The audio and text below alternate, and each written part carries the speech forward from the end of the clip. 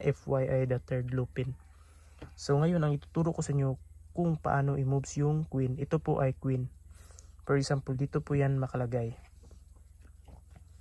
Ang galawan lang po niya nito mga kada third ay pag ganyan lang po.